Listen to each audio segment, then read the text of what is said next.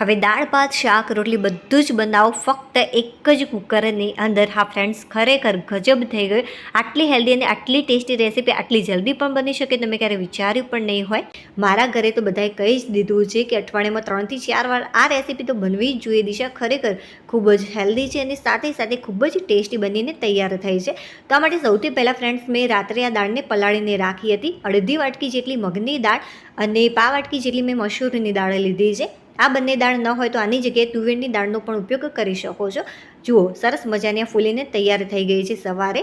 હવે આપણે લઈ લઈશું કોઈ પણ એક મોટી થાળી. તેની અંદર સૌથી પહેલાં મગની દાળ ફોતરા વગરની અત્યારે મેં લીધી છે. તમને પસંદ હોય તો ફોતરાવાળી દાળનો પણ અહીંયા ઉપયોગ તમે કરી શકો છો. હવે લઈ લઈશું મસૂરની દાળ. જે મેં તમને કહ્યું અગાઉ એ રીતે મેં પાણીની અંદર આને પલાળીને રાખી હતી. બટ આ થોડી ફૂલી ગઈ છે એટલા માટે એની સાઇઝ વધારે તમને અત્યારે લાગી રહી છે. બટ આટલી ઇનફ છે. હવે 5 થી 6 મોટી ચમચી ભરીને મેં લીધી છે કોથમીર. દાંડીના ભાગ સાથે મેં લીધી છે. જો દાંડીનો ભાગ ન હોય તો આના વગર પણ ચાલશે. બટ કોથમીર ચોક્કસથી એડ કરજો. ખરેખર આનાથી રેસીપીનો ટેસ્ટ બહુ જ સરસ આવતો હોય છે. અને એટલા જ પ્રમાણમાં ઝીણી ચોપ કરેલી ડુંગળી અને એક મોટી સાઈઝનું મેં ટામેટું લીધું હતું. આ રીતે સ્લાઇસમાં મેં કટ કરીને આની અંદર ઉમેર્યું છે. હવે થોડાક શિંગદાણા એડ કરીશું 4 થી 5 ચમચી જેટલા. ચાલો હવે ટેસ્ટ એવા મસાલા એડ કરીશું. તો સૌથી પહેલાં 1 ચમચી જેટલું મેં કાશ્મીરી લાલ મરચું પાવડર, અડધી ચમચી જેટલી હળદર, 1 ચમચી ધાણા પાવડર, સ્વાદ અનુસાર મીઠું એડ કરી દઈશું. અડધી ચમચી કરતાં મેં વધારે એડ કર્યું છે. જો તમને ગોળ પસંદ ન હોય તો આના વગર પણ તમે તૈયાર કરી શકો છો. બટ ગોળથી જેનો ટેસ્ટ છે ખરેખર બહુ જ સરસ લાગતો હોય છે. અને હા, ગુજરાતીઓને આ રેસીપી બહુ જ પસંદ આવશે કેમ કે ગુજરાતીઓ ગળચટ્યું ખાવાના શોખીન હોય છે. એટલા માટે હવે આપણે આની અંદર ઉમેરીશું પીઠી.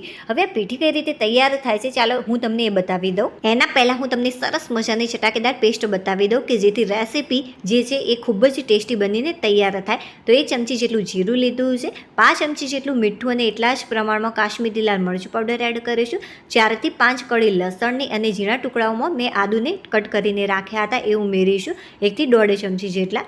હવે થોડીક આપણે આની અંદર કોથમીર એડ કરીશું. કોથમીરથી ખરેખર બહુ જ સરસ આનો ટેસ્ટ આવતો હોય છે જ્યારે આપણે વાટીશું ત્યારે. તો 2 થી 3 ચમચી જેટલી મેં કોથમીર લીધી છે. હવે બસ આને વાટી દેવાનું છે. મીઠું એડ કરવા ત્યાં ફટાફટ વટાઈ જતું હોય છે. જુઓ, સરસ મજાની પેસ્ટ બનીને તૈયાર થઈ ગઈ છે. સૌથી પહેલાં તો આપણે જે તૈયાર કરી છે પેસ્ટ, એક મોટી ચમચી ભરીને પેસ્ટ થઈ છે આની અંદર ઉમેરી દઈશું. ચાલો હવે પીઠીની રેસીપી હું તમને બતાવી દઉં. તો આ માટે સૌથી પહેલાં મેં એક મોટી વાટકી ભરીને લીધો છે ઘઉંનો ઝીણો લોટ.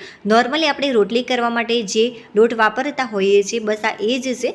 હવે લીધો છે 4 થી 5 ચમચી જેટલો ચણાનો લોટ. જુઓ, આ પા વાટકી જેટલો નથી, 4 થી 5 ચમચી જેટલો જ મેં લીધો છે. જો આ ન હોય તો આના વગર પણ તમે તૈયાર કરી શકો છો. બટ આનાથી ટેસ્ટ સારો એવો લાગતો હોય છે રેસીપીમાં. હવે સ્વાદ અનુસાર મીઠું એડ કરી દઈશું. ત્યારબાદ કાશ્મીરી લાલ મરચું પાવડર એડ કરીશું કે જેથી કલર અને ટેસ્ટ બંને બહુ જ સરસ લાગશે. તો 1 મોટી ચમચી જેટલું મેં કાશ્મીરી લાલ મરચું પાવડર આની અંદર ઉમેર્યું છે. હવે 1 ચમચી જેટલું ધાણા પાવડર એડ કરી દઈશું અને અડધી ચમચી જેટલી હળદર એડ કરવાની છે. અત્યારે જે ચમચી છે એ મેં નાની લીધી છે એટલે તમે મસાલા એ રીતે એડ કરજો.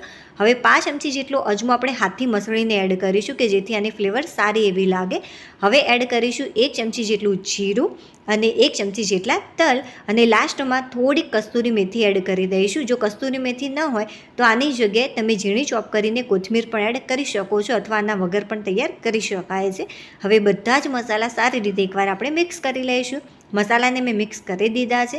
હવે આની અંદર આપણે એડ કરીશું 2 ચમચી જેટલું ઘી. જો ઘી તમને પસંદ ન હોય તો તમે આની જગ્યાએ તેલનો પણ ઉપયોગ કરી શકો છો. હવે આપણે સારી રીતે હાથની મદદથી આને મસળી લઈશું. અને હા ફ્રેન્ડ્સ, એક વિડીયો બનાવવામાં ખરેખર બહુ જ મહેનત લાગતી હોય છે. થોડીક પણ રેસીપી તમને પસંદ આવી રહી હોય, યુનિક લાગી રહી હોય તો પ્લીઝ વિડીયોને લાઇક કરી દેજો. ચેનલ ઉપર નવા હોય તો ચેનલને સબસ્ક્રાઈબ કરવાનું બિલકુલ પણ ભૂલતા નહીં. હવે આપણે આની અંદર થોડું થોડું કરીને પાણી એડ કરીશું અને આને મિક્સ કરતા જઈશું.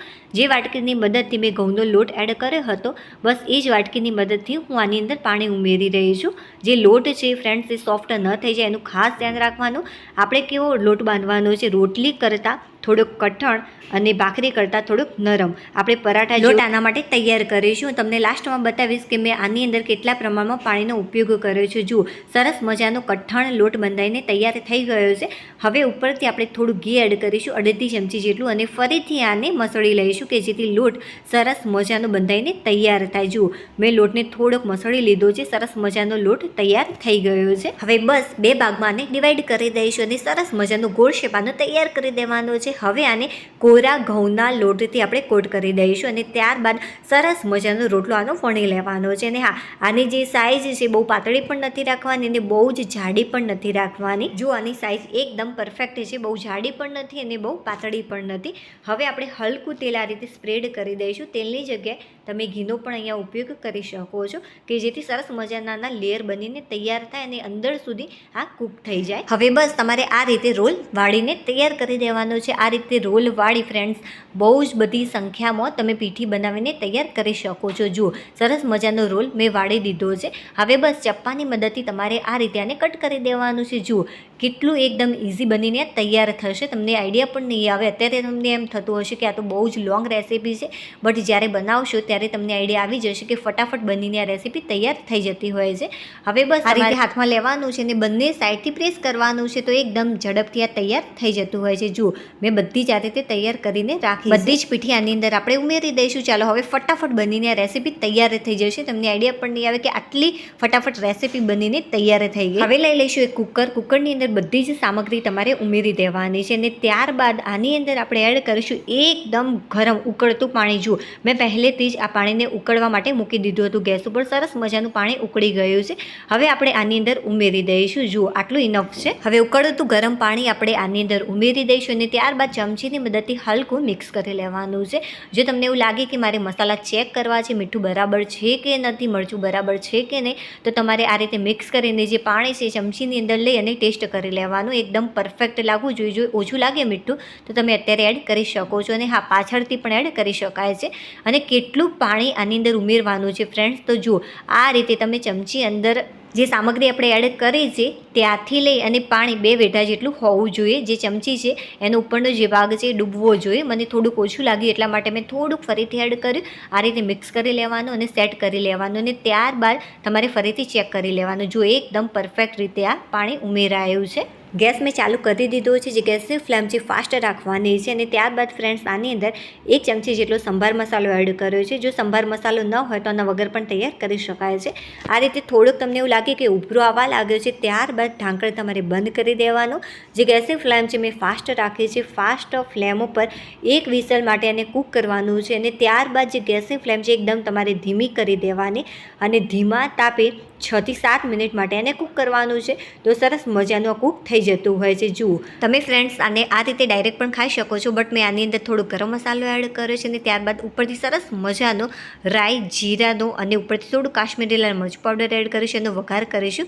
આનો જે ટેસ્ટ છે ખરેખર બહુ જ સરસ લાગતો હોય છે. ઉપરથી વઘાર કરી અને એકવાર આપણે મિક્સ કરી લઈશું. સરસ મજાની ટેસ્ટી રેસીપી બનીને તૈયાર થઈ ગઈ છે. જો તમને પસંદ હોય ફ્રેન્ડ્સ તો તમે આની અંદર થોડા ચોખા પણ એડ કરી શકો છો બાફતા સમયે.